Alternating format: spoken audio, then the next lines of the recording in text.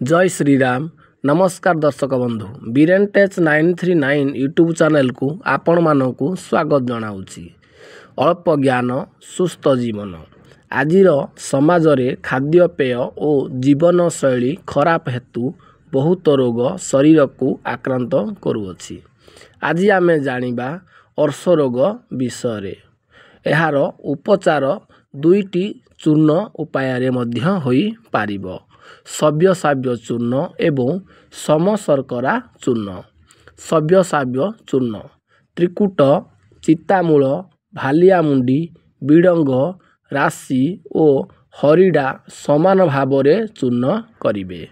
एही चूर्ण समपरिमित पुरुणा गुल्म सहित मिसाई सेवन कले अर्श, कुष्ठ, गरविष, शोथ, मलरोध, अग्निमांद्य, कुर्मी, पांडुरोग मध्य विनाश होइथाए। सम शर्करा चूर्ण शुंठी 7 तला, पिपली 6 तला, मरीच 5 तला, नागेश्वर 4 तला, तेजपत्र 3 तला, गुड़त्वक 2 तला, अलैच 1 तला एवं मिश्री 26 तला एसबु एकत्र चूर्ण करिवे। एहार अर्धतला मात्रा रे प्रतिदिन सेवन कले अर्श, अग्निमांद्य, गुल्म, अरुचि, श्वास, कुष्ठरोग, हृदरोग मध्य भल होइथाए।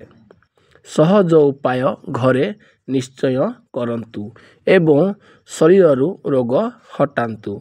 एही परी नुआ नुआ वीडियो देखिया पाई चैनल को लाइक आउ सब्सक्राइब करनियंतु एवं पाखरे थिबा घंटी बटन को दबांतु, कारण